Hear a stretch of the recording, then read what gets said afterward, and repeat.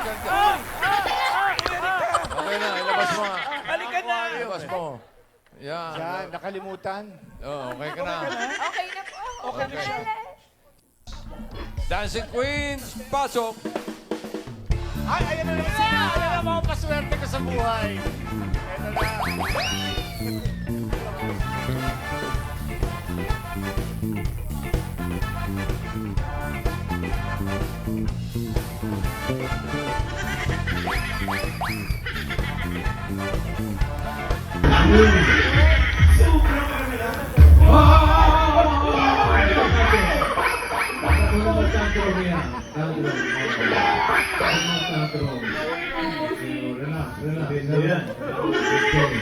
Nanganap na aga ay pataas.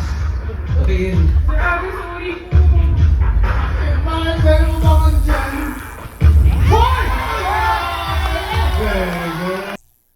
Welcome back! Mga kaaldab, ito na naman po ang inyong lingkod, si Mr.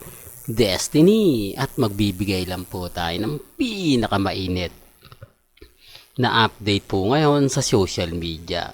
Guess po pala kanina, si Maha Salvador. Marami pong nagko-komento sa atin yan. Ako, Mr. Destiny, hindi mo ba alam?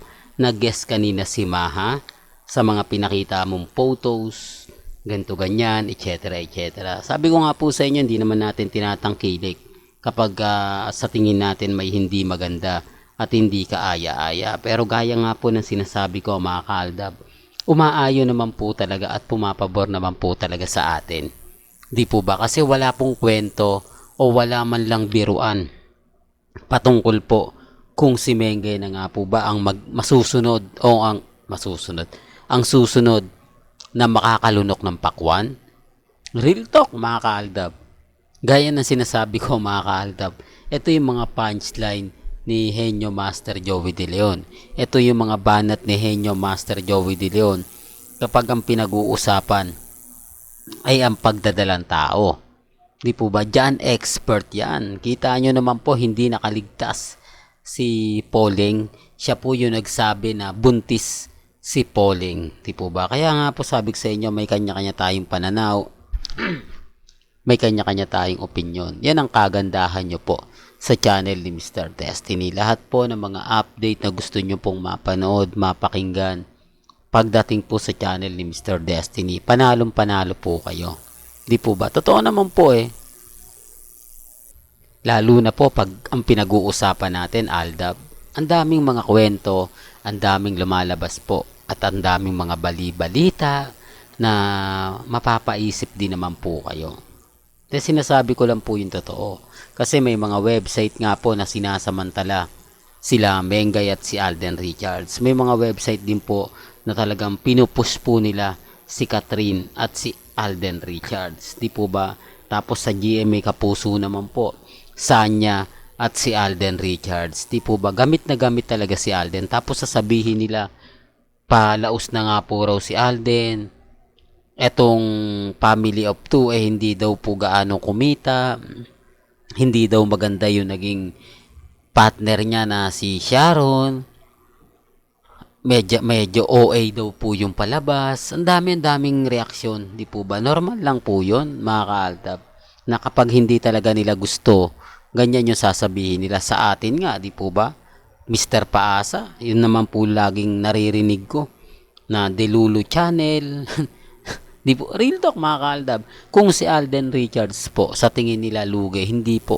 Nagkakamali po sila. Malaki po ang kinita ng family of two.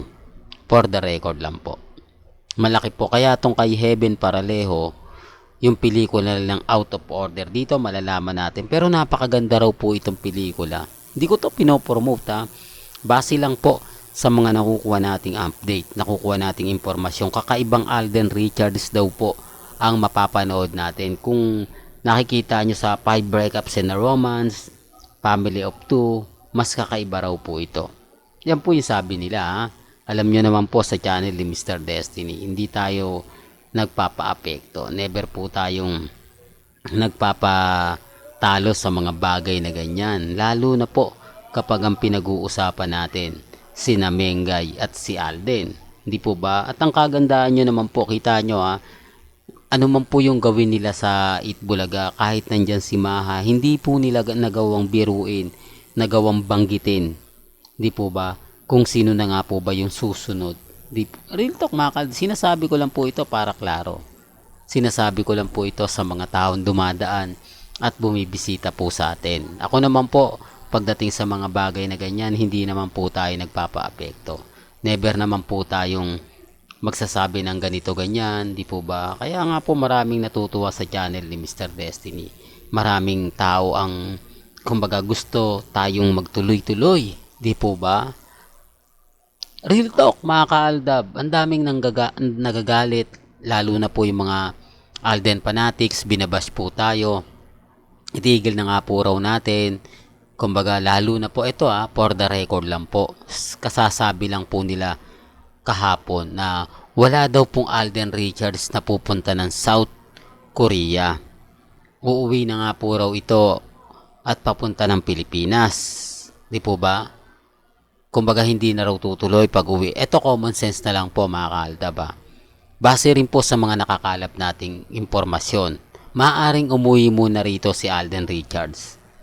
Magpapakita lang siya rito sa Pilipinas, pero agad-agad babalik siya ng South Korea. Di po ba bukas sa Makalawa? Kumbaga ang balita nga po, mga kaaldab, sa February 14 pa naman, doon magba-Valentine's Day sina Alden Richards at si Maine Polkerson. Nauudot lang daw po, mga kaaldab. Kasi maraming komento na kasi ganito, real talk to, pupunta po ngayong February si Alden Richards sa South Korea. Hindi lang po alam kung di po ba? Kasi sinasabi natin na didiretso si Alden Richards sa South Korea Di po ba? Pagkatapos niya doon sa event na pupuntahan niya, didiretso na siya sa South Korea. Medyo binasag tayo. Ang impormasyon daw pong nakuha, uuwi muna daw sa Pilipinas si Alden. At pagdating nga po daw ni Alden dito sa Pilipinas, saka lang daw po ito pupunta ng South Korea. Para daw po mag-iba yung distansya ng mga, alam nyo na mga kaaldab, sabi ko nga po sa inyo, nanonood naman po yung iba, yung mga malalapit kay Alden para lang mailihim, di po ba? Para kumbaga haalis kasi naispatan si Mengay sa Singapore Di po ba? Nauna pang mag-post si Mengay sa Singapore, kaya nga po tingnan na lang po natin kung ano yung magaganap at mangyayari. Di po ba? Ang dami kasi mga tanong, ang dami kasi mga bali-balita na mahirap nga po talagang kontrolin. Mahirap nga po talagang sabihan kasi mas pinapuputok nila Di po ba? Kaya nga po yung iba, yung comment naman po sa atin, fake news daw po tayo. Wala daw po silang napanood na balita man lang sa 24 oras, sa unang hirit, sa saksi, di po sa balitang tanghali, ni hindi nga po raw na interview bago umalis si Alden Richards nila Nelson Canlas, Aubrey Carampel, Lars Santiago. Ito po yung mga binanggit ko mga showbiz reporter ng GMA Kapuso. Totoo naman po. Aminado naman po ako doon. Hindi po ba? Wala naman po talagang balita na sinabi ni Alden na pupunta siya ng South. Hindi po. Totoo naman po yun. Pero hindi po nila alam. Nagla-live si Alden sa Facebook page niya Hindi siguro nila yung napanood. Sa bagay, 2,800 lang daw yung nakapanood nun baka yung iba hindi talaga nakita o hindi talaga narinig. Sabi ko nga po sa inyo, iba po pag updated kayo. Galing naman po mismo sa bibig ni Alden yan. Hindi ko naman po kusang lumabas lang yan. Hindi po ba? Masyado silang apektado. Masyado silang guilty sa mga binabalita ko. Real talk, mga kaaldab. Hindi ko alam bakit. Ewan ko lang. Kasi hindi ko naman sasabihin kung wala rin naman po at hindi naman galing sa bibig ni Alden Richards. Di po ba? Well, hanggang dito na lang po ang ating latest updates. Kaya kung gusto nyo pa po ng pinaka-latest at sariwang update, abay tumutok lang po kayo dito po sa channel ni Mr. Destiny para updated po kayo sa mga latest at sa mga bagong video po na ilalabas po natin maya-maya lang. Kaya kung bago ka lang sa channel na to at isa kang true-blooded Aldab Nation na nagmamahal kina Mengay at Isoy, tama po ang channel na pinuntahan mo.